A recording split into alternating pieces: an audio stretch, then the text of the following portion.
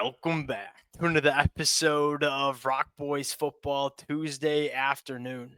The Michigan commitment sweatshirt coming back on for a cat that we've talked about a lot over the last couple of months. Three-star linebacker Kaden Catchings committing to Michigan. Now, this was a guy that Michigan really did their due diligence on.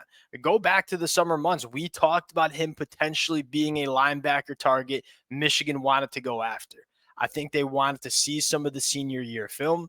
It obviously checked out enough for Michigan to go full court press, and you get him in the class in 2026. Now, am I going to get up here and say this kid's a day one instant impact guy?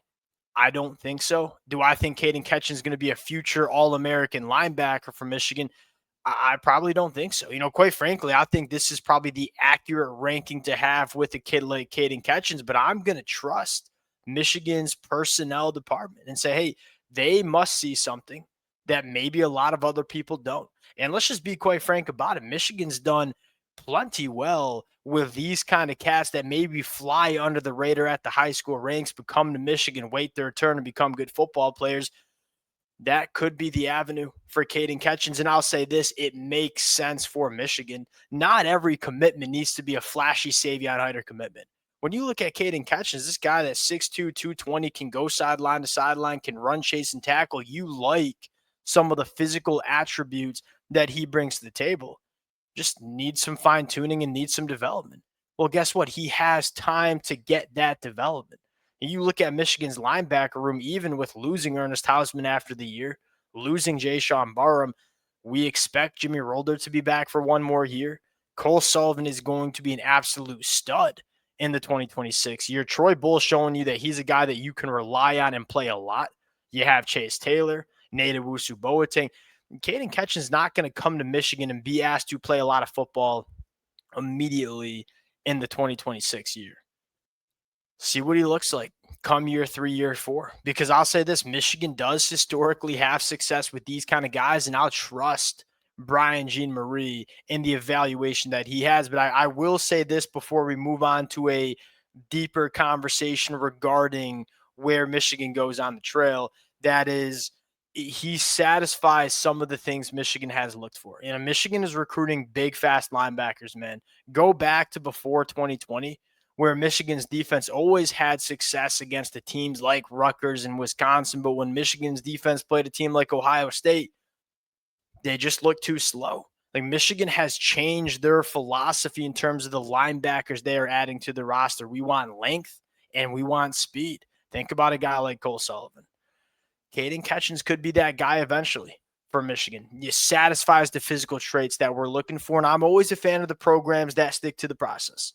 Now, we got a deeper conversation to get into, and that is, where does Michigan go on the recruiting trail and what we think Michigan might do in the portal as well. We've talked a lot about it. We've got some different opinions I want to share. Before we get into it, as always, to the Michigan fans, appreciate you guys. If you're a Michigan fan, which I am, and you like talking about the roster building side of things with this sport, buckle in. It's going to be a really, really fun next couple of weeks and months, not only on the recruiting trail, but I do get the sense that Sherrone Moore is going to push his chips in for some high-end acquisitions in the transfer portal. I'll get into why. I think it starts with this. Go back to last year at this time. Michigan pushed their chips in. They flipped Bryce Underwood at the end of November. Shamari Earls flipped to Michigan. Nate Marshall came back to Michigan. Nate Owusu Boateng, Ty Haywood. Michigan pushed their resources in at the high school ranks. We haven't really seen Michigan do that in the 2026 class. You're grabbing a guy like Tommy Froman, flipped him from Miami of Ohio. You flip a guy like Caden Catchings from USF to Michigan.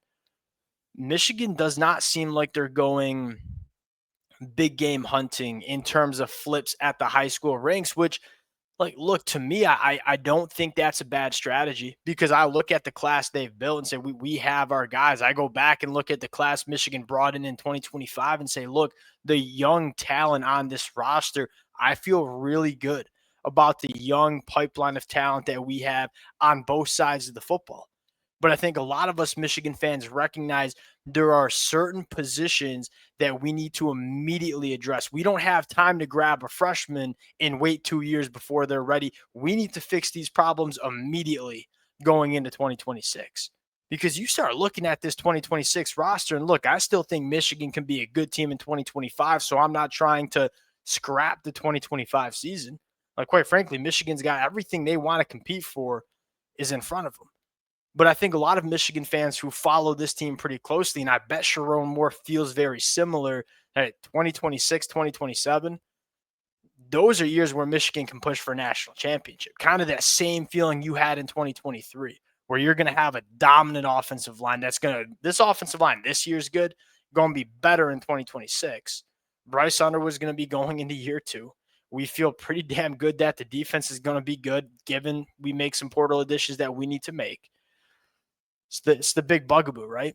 And that is that wide receiver. I mean, it feels like to me, just my personal opinion, Michigan is 2 difference-making wide receivers away from being a really, really good team in 2026.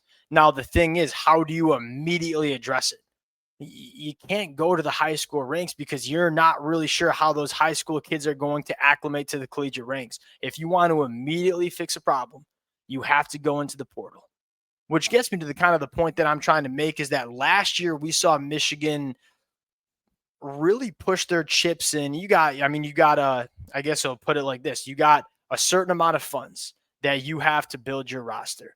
Michigan allocated a lot of those funds, a lot of those resources, flipping guys like Bryce Underwood to landing guys like Ty Haywood, and they didn't allocate that many resources to the transfer portal. I don't necessarily hate it because you're going to get those dividends paid off over the next couple of years with all those young cats you brought in. But I look towards 2026 and say, all right, now we got these resources again. Where do we want to spend them? Do we want to push in at the high school ranks and try to flip some really highly ranked targets? We might see Michigan do that, but it does seem like they're taking the approach of, hey, we might want to push a little bit more resources into what we're going to do in the portal. Because I think a matter of the fact is that, number one, Michigan, it was really hard for Michigan to attract transfer portal wide receivers coming off what they were in 2024. Like, if you're a big name wide receiver in the portal, even if Michigan's offering you a lot of money, do you know how to necessarily play for that Michigan offense that we saw in the 2024 year? No, probably not. Well, it's a little bit more of an attractive offense in 2025, right? And so if you're a transfer portal wide receiver in this offseason, you're looking at it and saying, hey, I could come to Michigan and be that wide receiver one, because it's Andrew Marsh, and you're not really sure what else it's going to be. I think Michigan can be a very attractive destination for transfer portal wide receivers. And I, again, kind of reading through the tea leaves, saying Michigan's not seemingly getting as aggressive as they were last year at the high school ranks. Well, those resources got to go somewhere. And I think those resources might be going to some wide receiver additions in the portal. That's my general take on things. That's not to say Michigan's not going to go after a guy like Kevon Finney, because they very well might.